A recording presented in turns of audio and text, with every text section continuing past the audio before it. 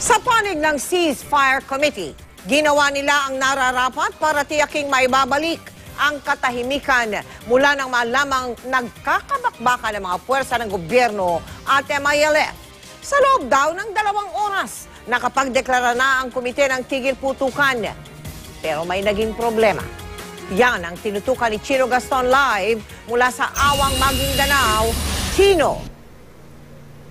Mel, 10 oras itinagal ang engkwentro sa pagitan ng PNP-SAF, BIFF at MILF sa ilang lugar sa bayan ng Mamasapano sa Maguindanao. 44 na buhay ng miyembro ng PNP Special Action Force ang namatay, kapalit daw ng buhay ng kinatatakutang Malaysian terrorist na si Zulkifli Binhir alias Marwan.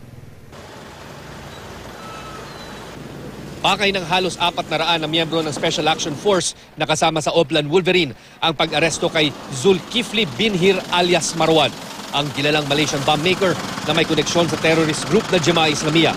Sa record ng Coordinating Committee on the Cessation of Hostilities o CCCH, pasado alas 4 ng madaling araw noong linggo nang mag-umpisa ang bakbakan. Pero alas 6:30 na ng umaga, kainitan na ng engkwentro nang makipag-ugnayan sa kanila ang MILF-CCCH. Agad daw nag-convene ang MILF at Government CCCH at nagdeklara ng ceasefire o tigil putukan. Hindi namin matawagan kasi I believe parang may signal distortion sa area. How can you control yung 300 na the individual fighters yon na walang cellphone yon? Na patigilin mo na hindi man pwede ceasefire na marinig yun. Sa putok pa lang hindi nila marinig yun. Kaya nagtuloy ang bakbakan hanggang hapon.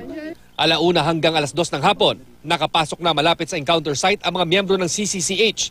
Pinaatras na raw sa puntong ito ang mga sumaklolong tangke at sundalo. Ang laki ng damage na ang hirap na nating awatin kasi emotionally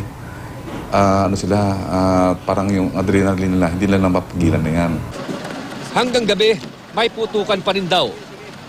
Ayon naman sa 6th Infantry Division ng Philippine Army, ang unang bakbakan daw naganap sa kuta ni Marwan matapos itong mabaril umano pasado alas 4 ng madaling araw.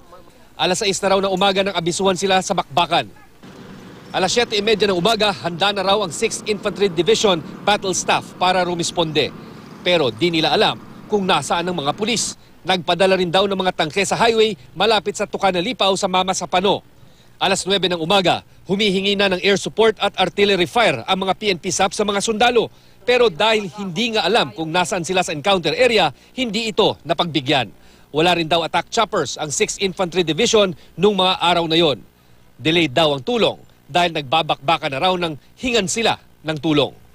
You do not respond to any call immediately kung hindi mo alam yung data o saan mo ipapatak yung iyong artillery fire because you might end up na yung mapapatakan mo ay yung kasamahan mo rin.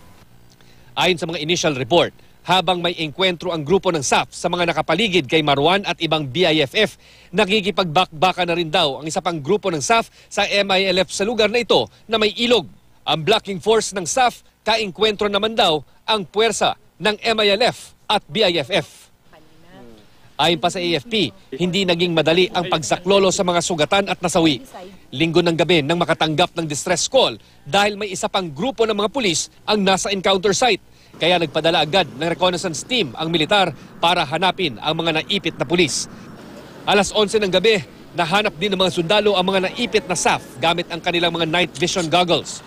Sa hanay na ito, 8 ang patay at 3 ang sugatan habang nawawala naman ang isa.